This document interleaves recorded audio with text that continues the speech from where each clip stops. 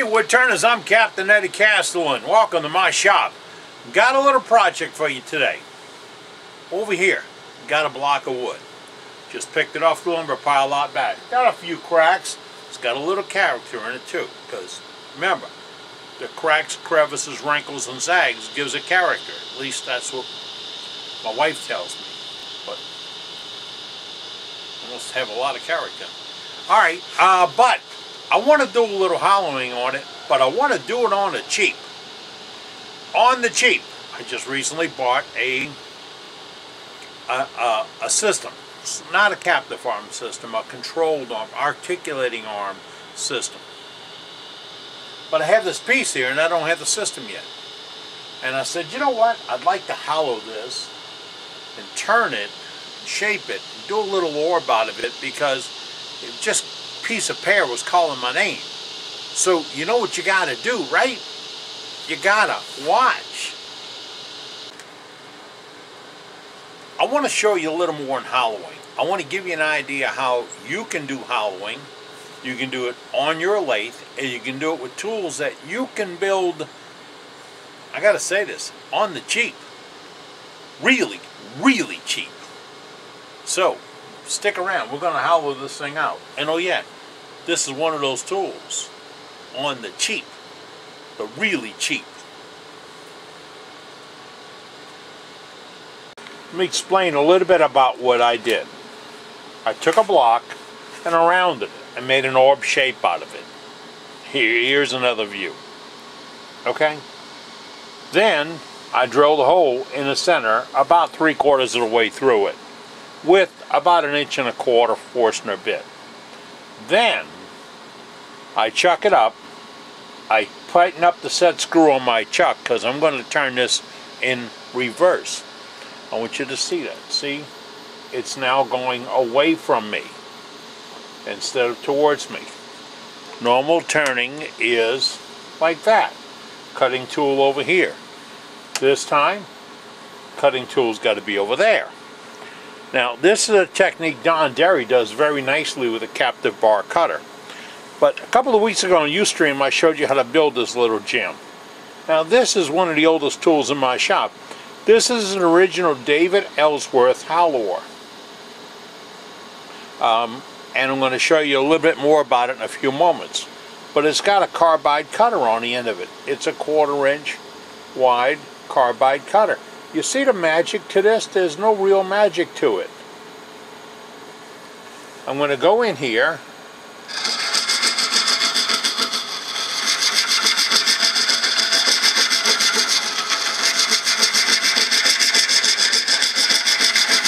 Because I can only take a 1/4 inch cut. I don't have a lot of chances of getting a big bite and jamming it and knocking it off. As long as I keep the surface kind of even, I don't get too aggressive. Now I do pick the speed up a little bit more.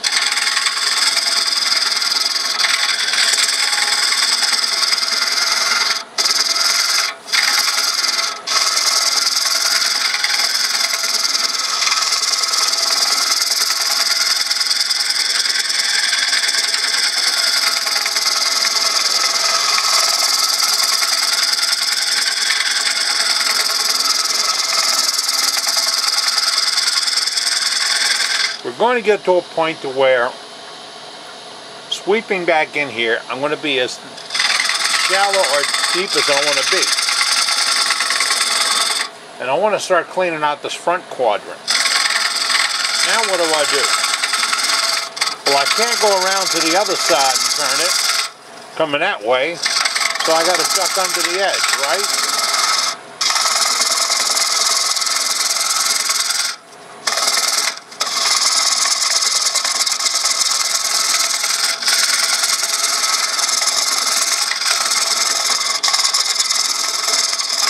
I have this on a relatively short handle. Look at this thing. All total, the piece is only about 20-21 inches long. I'm getting where it's now starting to kick up a little bit on the back end. The cure for that would be to put it on a longer bar or make it a captive bar. I've got a couple of different options. Putting it on a longer bar works for me. But first I want to show you a shorter bar feature of one to get back up into this pocket. Okay? And remember, I'm just showing you a couple of versions of how you can hollow. Many of them on the cheap.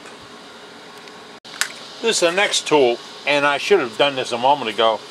What I had to do was clean off the rust. I forgot this outside on a bench after teaching a class last week, and it got rusty because it's just a mild steel bar. Here's the magic. You see that cutter again? It's the same cutter. I'm going to pull it out of here in a little while and show you how it's made, and I'll show you a little more detail on the bar. But this cutter is going to let me sneak in back over here and clean up that side. And it does have a little bit of a twist to it. So you have to have a long bar and be able to get snuggled up to it.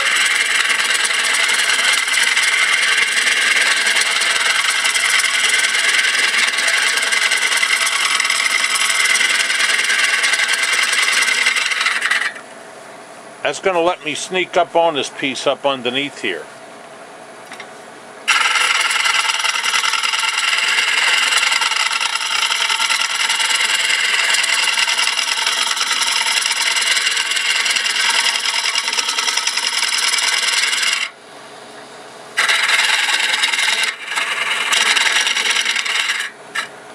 Because this twists so much, I'm going to show you one more little thing. I just installed the optional WR10 handle for this device to keep it from twisting. Look at that. That's the optional handle. Now that's the WR10 model. If you have a WR8, it'll work just as well. That'll keep it from twisting in your hands.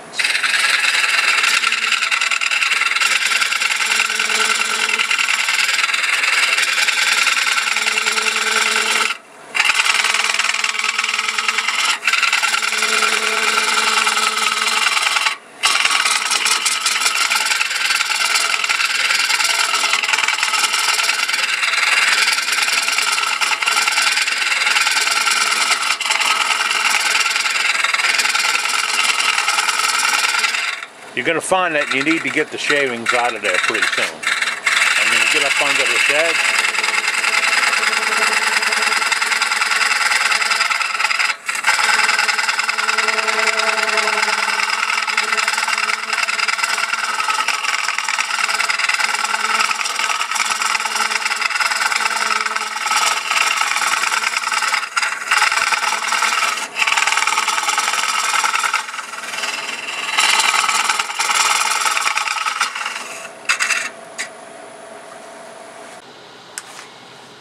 You may think that's pretty rough looking stuff. Well, think about this. When David Ellsworth got started popularizing this hobby sport or obsession, whatever you have it, this is what he made. He came up with this. And he's got some wonderful pieces that are out there. And I've seen him do demonstrations using this very type of tool. His will have a real handle on it, be nice and long, have a little... You know, and there's people out there that's got them with the wrist brace that you put your arm in so you don't twist. I know where you get a great deal on a couple of those. Yeah. I got a friend of mine, Lefty. Well, they call him Lefty now. His name used to be Bob. But he lost a lot of tendon use in his right arm when he got a jam and it, you know. And then there's the other guy. I don't remember his name. We don't speak of him in good terms. That's the one that was sitting on top of his lathe, riding down inside, and got spun off. He hit his head. He's not all together with us. But these are the tools they used. A lot of them didn't turn in reverse, so you'd be over there on that side and have better control of your tool. Oh, wait. Before you say, my lathe doesn't come in reverse, go to the other side of your lathe. Huh? Go over there. Go on the other side. Go over there. Reach in over here. You'll be reaching in, looking at the piece, looking at your cutter, and have full control. You wouldn't be up on one foot leaning over trying to twist and You know, if you don't hold your mouth like this, you can't get a good cut. Well, go to the, I'm cutting on the other side. You can't cut over there because of the spin of your lathe. Cut on the other side. You go there. Come back. Okay? Somebody really famous said, get over it. There's a way around it. To drill the end one, look what I have. I have a regular chuck, 1/4 inch bullet tip drill bit, because that's what I had. I have this thing chucked up and I'm holding it, and I'm just going to do a very slow drill down through the end. That gives me my straight on tool. That's what the finished product needs to look like. Again, it's a 5/8 inch bar. It's about 1 foot long, and it's got a 1/4 inch hole drilled in the end of it. The other one's a little different. The same 5/8 inch bar, 12 inches long. This hole was drilled on an angle, and it doesn't have to come from the center.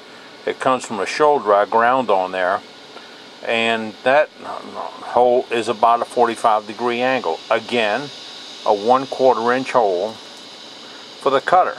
Now don't get nervous about brazing it in place. I'm going to show you the magic solution for holding that cutter in place. First I got to show you the cutter, right? Okay. So, how do you make a cutter? Well, this is what you start with.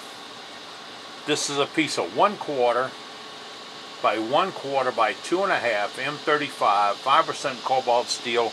This is a cutter, and I got it, I believe, at Granger or MSC. I'll put the number up on the screen, and you can get one of these for under $5. This under $5 piece will give you at least 2 of these cutters. You see it? Now you doubt if I cut it out of that. Now let's do a little match up here. I think you can see it came out of that piece.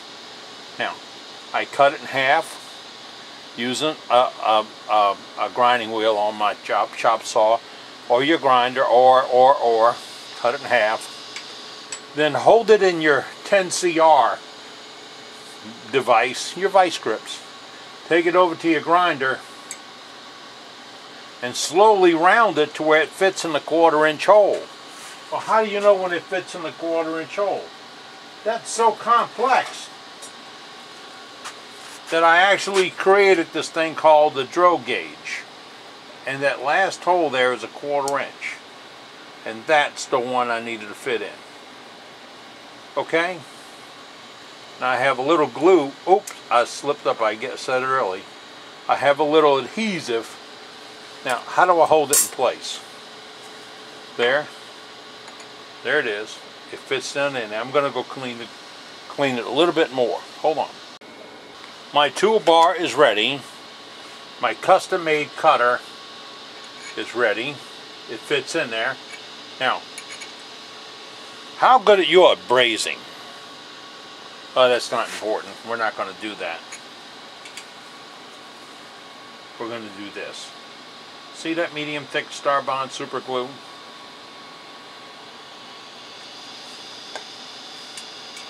Put a little down the pipe. And that is the deal. In 10 minutes. The only way that's coming out is if I apply some heat to it. I'm going to apply a little heat to it when I go over to shape it, because I put it in as a tip that came right out of the bag, which is straight, square, slight bevel. I want a little more bevel. I'm not going to read the bevel. I'm cutting on with the top edge, and I do need a top edge. So I'm going to shape it. Then I'm going to flip it over and make a pass on the grind and pull a little bit of a wire on the tip of it. Now that goes for both cutters, both the straight and the angle. Now if you're turning on this side of your lathe, the proper side, not the other side, you want that cutter to be facing up for this side, okay? Not for the other side. Don't look at my pictures and do as I'm doing as you need to do. Now, once you have that done, you need to have handles for these. make a nice long handle. I'm talking 24 inches or more. Don't tell me you're turning little bitty stuff. Because if you can get back and get that handle under your arm and get settled in, then you're just moving your body and you're not fighting the tool. You're just cutting with the tip. I got a bum wing. I can't fight the tool anymore. And why would I want to? So get a nice long handle on it. You can always use it to turn over flowers in the garden if it doesn't work out, right? Okay. I think we have the straight done, we have the angle done. It's time to get back to doing a little more hollowing. Couple of notes before you start sending the emails and throwing all those nasty text on the top of this thing. The lathe you saw outside is a machinist lathe now. I don't turn wood on it. It sleeps outside the shop. Almost everything that happens on that lathe happens to steel. I shape bars, I turn the ends off stuff, I make jigs and rigs and other things on that lathe. Now, if you make it out of store-bought 5/8 inch rod, it's not very consistent. So when you clean off, when you have it chucked up, take some sandpaper or a file and clean off the piece. You can see on this one, I went ahead and took my offset grinder and a buffing wheel and I buffed it. Make it slide in that handle, because I'm using a pipe handle and changing the handles. Make it slide in that handle a little bit better. Okay? Not as smooth as I practiced a minute ago, but it didn't. Oop, got a burn there. Alright, now better. But that'll let you one pipe handle a couple of different tools. And why take the time to change? What? Is this a race? Come on.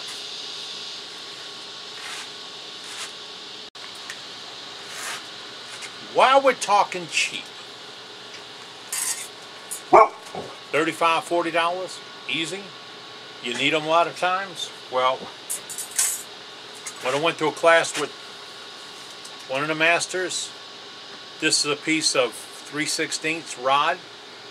It's from Home Depot. Bend it like a letter, closed C, a closed loop. And then you take your stick rule and you measure. I'm looking for a stick rule, I got one. Been a busy morning. Then you measure that, it's about 2 inches apart. Then you, without a lot of pressure, you know that two ends are 2 inches apart. I'll look on the back side where you can't see right now. I'm about this much out. So I got about 1 inch of meat over there. On this side over here, I've got 2 inches of meat. You see? On the cheap. It works. A minute ago I said, let's get up close and personal. What I forgot to tell you was, once you have your tool oriented, your cutter, put a line on top of your tool that says that's the horizon. Then when you get up inside, under the shoulder, see it?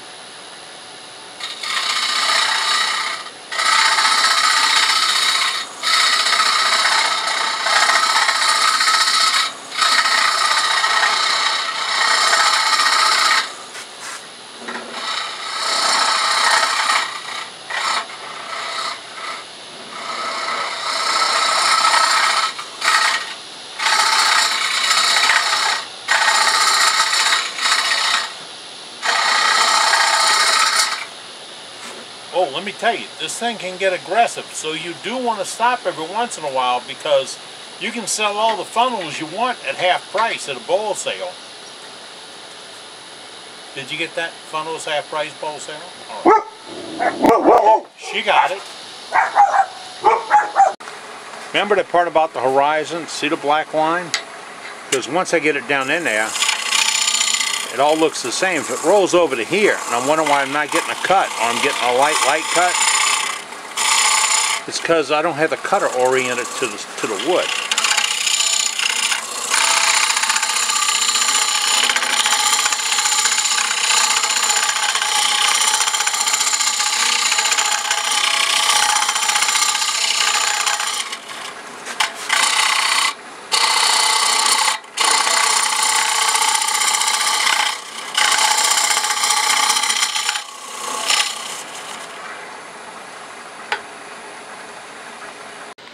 One more note about hollowing on the cheap or any other kind of hollowing. If you're going to make the walls thin, you make the walls thin from this side around to that side. No. Don't misunderstand me. I know you want them that thin all the way around. You want to start here when you get thin. I've taken a lot of meat and potatoes out of this. But when I want to start getting this down to the 1/4 inch wall that went all the way around, I want to start here and work around to the bottom. The base leaves some meat in it so it's stable. If you make it too thin too soon, it'll start walking. It'll get a vibration. And up top, wood does what wood does best. It moves. You don't want that to happen while you're hollowing.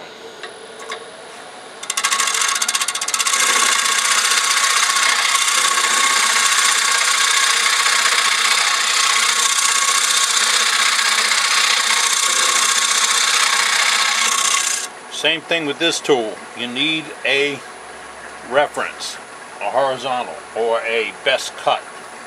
So you determine your best cut.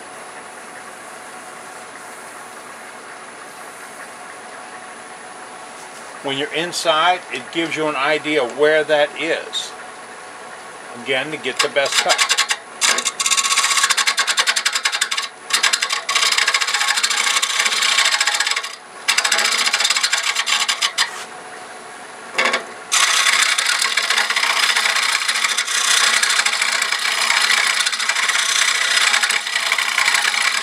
See all that jumping around? I'm going to put my 10 CR on it.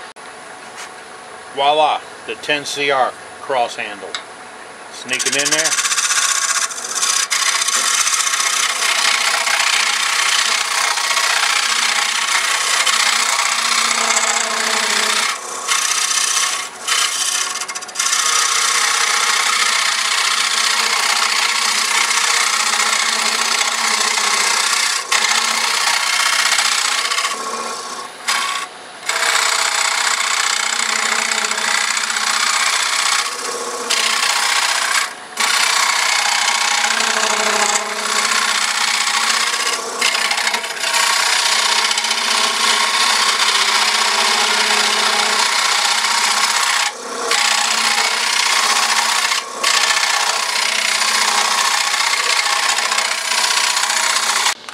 One more quick note.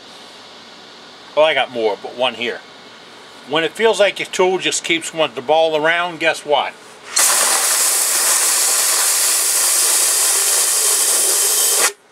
You filled that cavity up with trash and your tool has no place to move.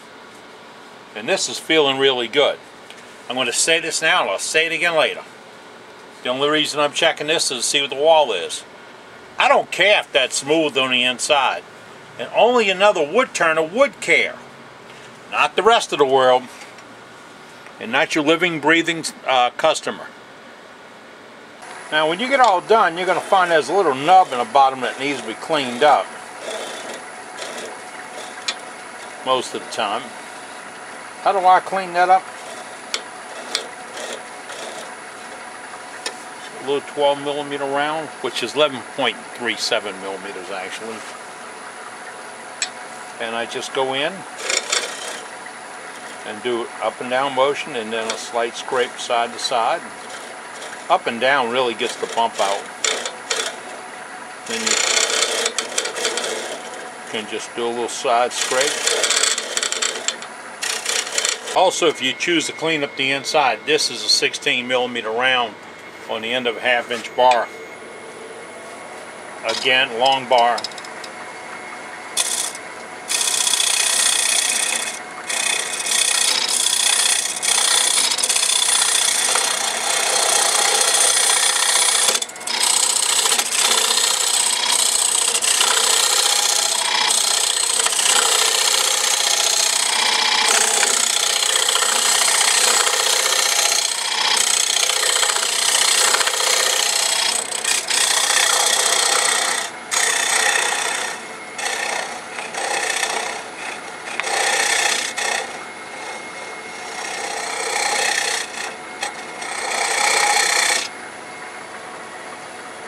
Nice slices.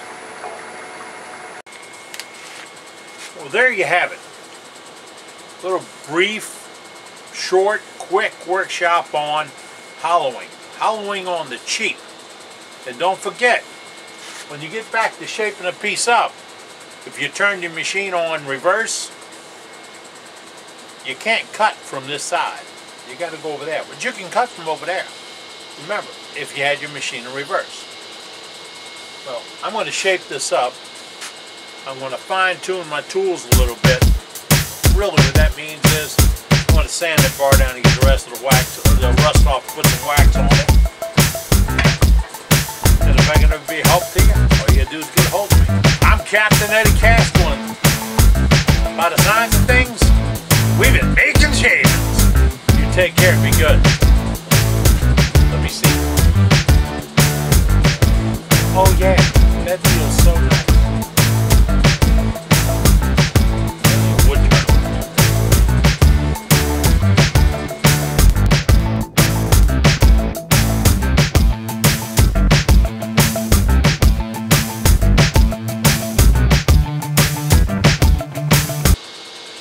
Wood Turners, I'm Captain Eddie Castellan. These productions are brought to you by Big Eye Productions.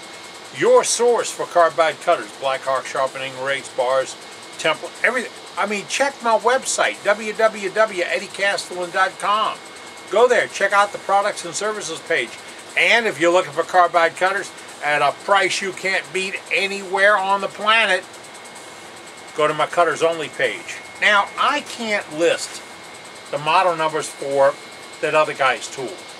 I really can't. They tell me I defend somebody and oh yada yada yada, and I probably have to have my lawyer defending me, and I can't afford that. So I don't refer to the model numbers.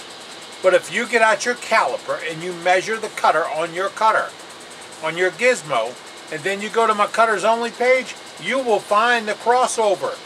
You will find the cutter that works, and it does work. It works really well. And it's for, very often, less than 1/2 of the price.